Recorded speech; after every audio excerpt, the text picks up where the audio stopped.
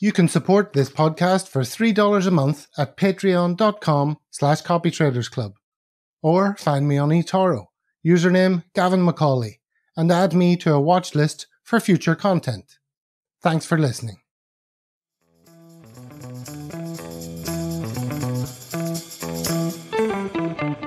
Copytraders Club, where you can learn how to make better decisions and more money copy trading.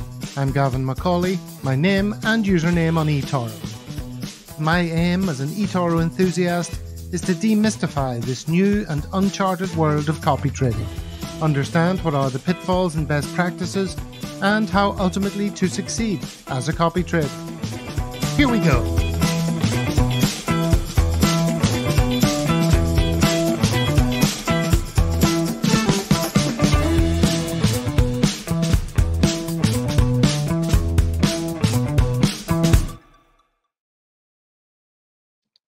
Yes, welcome back to Copytraders Club, Series 3, Episode 27. And for this 20-minute check-in today, we have Gavin O'Luanaigh is back with us. How are you, Gavin? Very good, and a pleasure to be back. Well, it's good to have you. I didn't expect to stumble over your first name, given that it's Gavin. O'Luanaigh is probably more likely to trip me up, but it's good to see you again. So double take, because you haven't had anyone with your name before, I think. No, apart from your first time around, which was back in July 2022. And that's like just over a year ago. Yeah. Well, over a year ago. And that's over an hour of like deep dive conversation. So I will link to that in the show notes if any viewer wants to get to know you more. This is just a little 20-minute check-in to catch up on what's been going on. So firstly, you're still in KL and managing your sports marketing company. Correct. Yes. Well, COVID is over now, as you know, and yeah, business is going really well, expanding. So yeah, still in KL and in the Southeast Asian region, really. So we're in Vietnam quite a lot, Indonesia, Singapore. So yeah, business is going well. Any exciting events recently or coming up you want to tell us about? Well, we're doing a lot of ambassadorships with players. We've been, on-ground events for a lot of banks and academies from UK. We're bringing out to Asia. So we've had Southampton. We've got Wolves coming out. We're doing work with most EPL clubs, to be honest with you, and in activating their brands in Asia. So yeah, it's just really exciting times and. So much going on really after COVID that everyone wants to catch up on a few years of missed business, I guess. Yeah, so they're all firing their large marketing budgets in your direction. That must be nice. Yeah, well, one of the sad things, I guess, of COVID, which is also an opportunity, is that a lot of companies closed down. So depending on your revenue model that you had, and your overheads, some companies didn't survive out here. So, luckily we powered through and we changed our strategy and, now it's the time to really go and expand in the region. It's also the time of year in this part of the world where it is durian season. Are you a fan of durian? I'm not. I really am not. I just had some earlier on. But not durian. I'm just going to share my screen so people can see what we're talking about. Would you like to describe what durian is? Durian is the smelliest fruit you're ever likely to come across. And in Malaysia, it is actually banned in most buildings because of the smell. People do like it. I'm sure you're one of those who love it, being where you are, but yeah, no, I'm not a big fan at all. It's one of those fruits that sort of the flesh is around a stone, but it's kind of creamy and milky and sweet and it's perfumey. It's very sweet, odd. Also hot, isn't it? So it's a funny fruit. Yeah, it's very hard to define, but delicious. And the beauty of it is, when you eat it, then for the rest of the day, anytime you do a little burp, your mouth is dancing with the flavor of durian again. So it's the gift that keeps giving. Keeps giving, yeah. Well, I'm not sure that your friends and family would see that as a gift, but yeah. Okay, so the last time we were on, Gavin, we discussed your portfolio at some length. Yeah. Just by way of this catch-up, how would you summarize the approach behind your portfolio? So I would say I'm first of all, I'm not a trader, so I don't buy and sell every day. You know, I'm more of an investor. So from that point of view, I have an approach with multi-strategy approach. So, you know, I don't like to put all my eggs in one basket. So whether that is all in on value investing or all in on, you know, technology or all in on precious metals, I like to scatter it around, because you just see if you're you know, in investing for a long time, you see that different sides of the markets and different things will go up and down at different times. So if you are in lots of different areas, you'll have your peaks and troughs, but it should really even out and make it more of an even, hopefully uptrend in what you're doing. So yeah, I'm just going to put up your results there over the past, what is it now, 3 years, over 3 years, 3.5 nearly. Yeah, so I mean, last year, to be honest, I was quite okay with that. It was a bad year, you know, and you know, as I said then, I mean, one of my main goals is, I know, look, stocks go up and down, and you know, tech stocks did badly last year. Luckily, I kind of sold a lot of those at the end of 2001. I bought back in on a few, and it still went down, but they'll come back. You know, some of the better ones. And you know, this year saw, you know, a really good March to July rally. You know, for a lot of tech stocks. I wasn't in so much of the tech stocks. I was more into, at that point, UK stocks and precious metals, to be honest, because this year I've still got the feeling that we're going to have some pretty, you know, bad times ahead. So I'm trying to, you know, hedge what I'm doing with precious metals, with UK stocks, high dividend stocks, so that even if they do go down, they're still paying a dividend, you know, twice a year, pretty much. So from that point of view, I've gone to a little bit more in cash, as you can see. So the risk profile's gone down because of that. And I like to have that there for when we do have these retracements. And basically, business is going well. Your phone hasn't stopped pinging since we started. Yeah, sorry about that. I'll silence it. Okay. So yeah, so you know, in fundamental terms, you know, the amount invested and the cash that I have there is increasing all the time. I do let go of a few bad stocks, you know, that I think are beyond recovery or have accounting problems, just because I don't want anything to go majorly wrong. But some of the ones that are down, you know, even 50–60%, I will keep them, because I think they'll come back when all the tech stocks return and the cycle comes around again. Okay. Well, look, we're almost up to 10 minutes, so let's get on to the fun and exciting part of this check-in. When we pick numbers, we get I never expressed this correctly. We have a series of questions, and we're going to randomly select them out of 43 questions, and the first number is 14.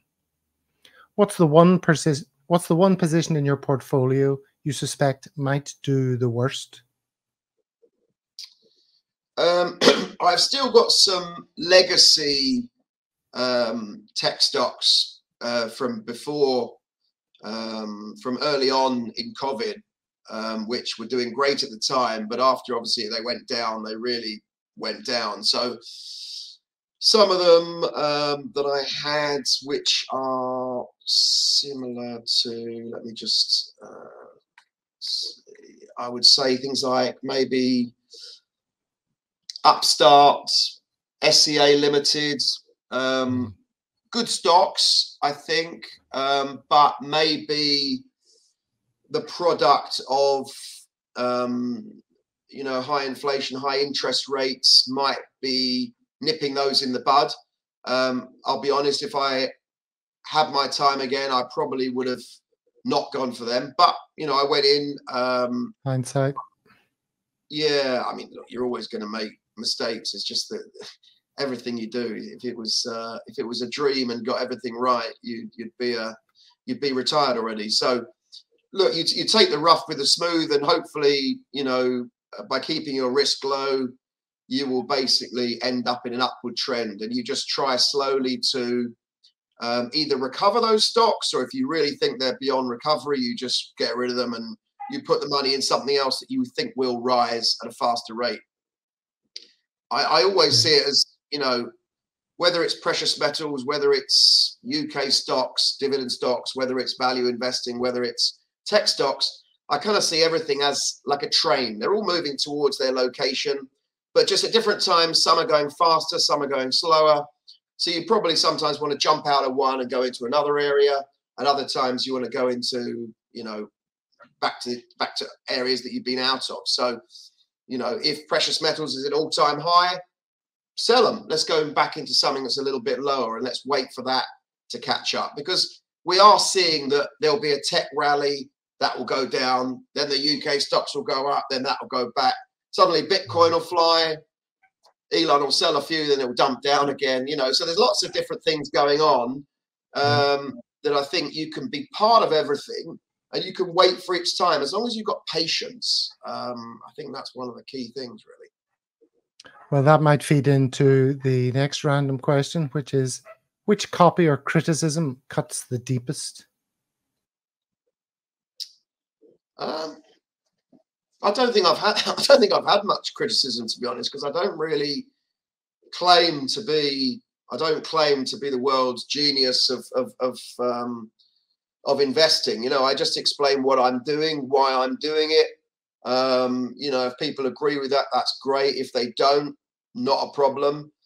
And I'm quite, I don't have an ego, so I'm perfectly happy to tell people, yeah, I get some things wrong, I get some things right. Some of the areas I probably am my own worst critic, to be honest with you. Would be getting out of things too soon sometimes. So I sometimes think of my copiers, and if I'm sitting on a stock with plus 400%, that's not great for a new copier, because they're going to be thinking, well, if that goes down a bit and he sells it, I might lose, 25%, whereas he's still happy. So I like to keep refreshing my stocks, taking profit, just because the market is so volatile and we don't know what's coming ahead. The global outlook doesn't look great. And most of us at the moment are all sailing against a bit of a headwind. So we're doing our best. And, this year so far has been pretty good, apart from August. But I think we'll bounce back, and it's been a good buying opportunity in August. On the subject of copiers, I noticed there's quite a spike in your copier graph. You can guess why that is. I was featured again. I think it got stuck on there. Oh, yeah. Was this around January? Because you had a big fat January. You also had a great November. So if people were looking at November, December, January, that's the kind of thing. I think it was in December. And I remember saying that every time they feature me, I have a bad month. It's always a red month, which doesn't help. But yeah, look, there are people who copy, who stay for 5 days and go off, and that's, everyone can do what they want to do. But I'm really there for people who want to follow long term, because as I tell them, look, I've put everything I have in here. So, if I lose big. So I've got to make sure we do well. So, hopefully that's comfort for people who have invested with me. Okay, next question. Number 10.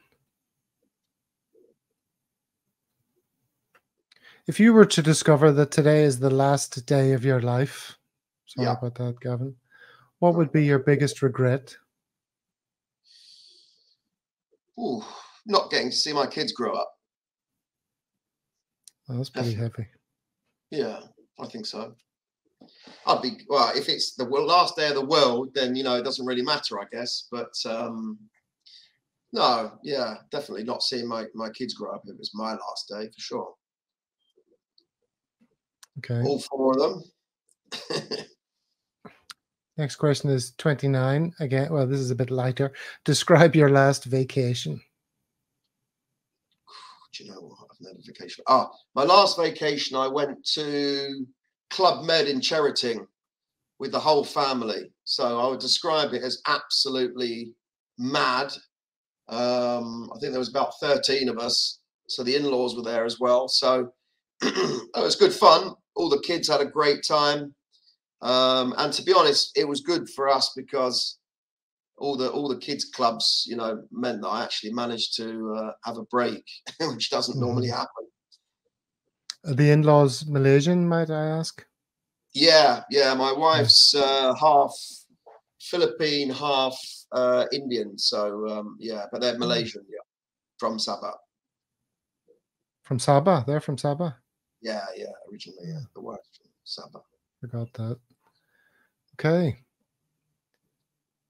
I think you've maybe covered this, but let's do it anyway. Number 9. Any message you would like to send out to those copying you right now? Not really. I mean, look, I always say to people that, look, if you want to copy me for a bit and see how it works, if you want to ask me any questions, I think long term, you know, most people who are really involved with eToro will eventually go and do their own thing. There are people who just throw money into various investors. But I always say, look, I'm open to any question. Stay in there long term. You know, if we do go down a little bit, generally it's probably because the market's gone down, and everything happens in a cycle. So you just need to wait, and it will all come back. Very good. Next question, number 4. I'm going to change that. It's a bit samey. Number 13. That's my lucky number. Okay. What's the one position in your portfolio you suspect might do amazingly well? Well, being an investor, you think they're all going to do well, don't you? The glass is always half full, but what have I got that I think is going to do very well? To be honest, I think I've got a lot of UK positions that are down at the moment, that are yielding kind of 7, 8, 9% dividends at the moment per year. So I think they'll do well. Plus, I think they've also got a lot of growth in them. So from that point of view, obviously being in Malaysia, there's no capital gains tax on dividends. So anything you earn out here is just all net, which is fantastic. I also think my precious metals positions, I've been building them up slowly as, you know, when it's been going down. And I think that in the next, it might not be, you know, 6 months, it might be a year, but I think at one point, gold and silver will reach all new time highs and it will accelerate up. Basically, inflation will catch up with gold and silver and it will make its leap up in conjunction with how high inflation has been in the last 2 or 3 years. Mm-hmm. Yeah, just going through your portfolio here, that you've got loads of UK companies. Yeah, I do like having dividends coming in, especially in times like this, where I'm worried that we could see a major recession. We could see a massive downtrend. I like to have a lot of UK companies that have got very low PEs anyway.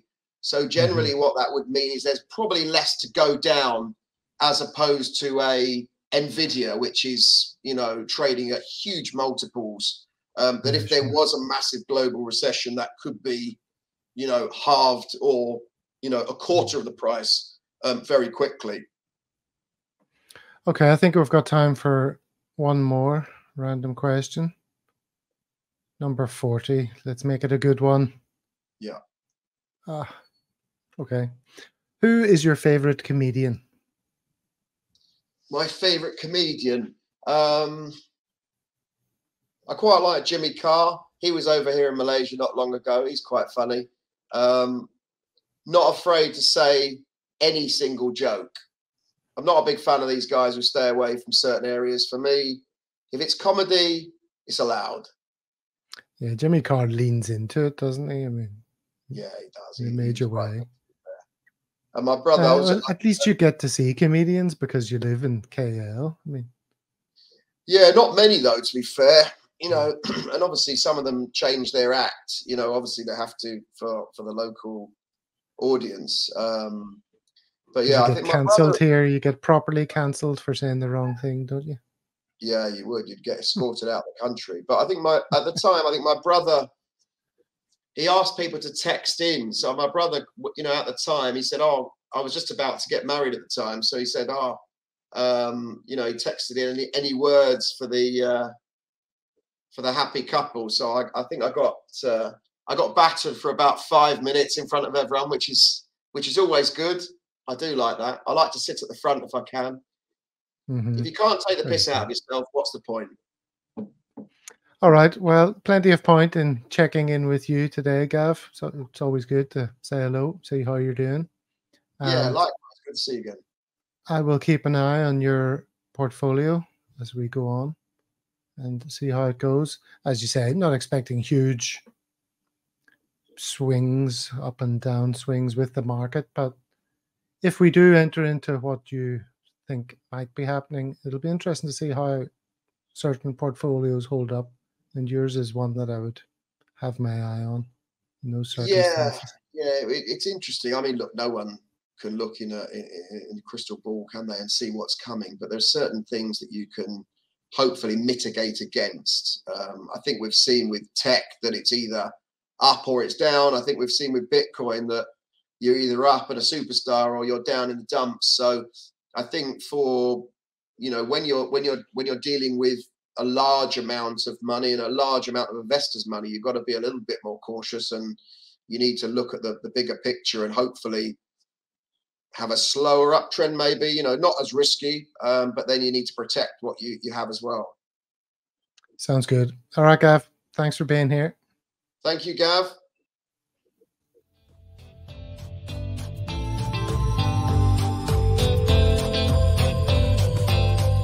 That's all from me. See you on Discord and Facebook.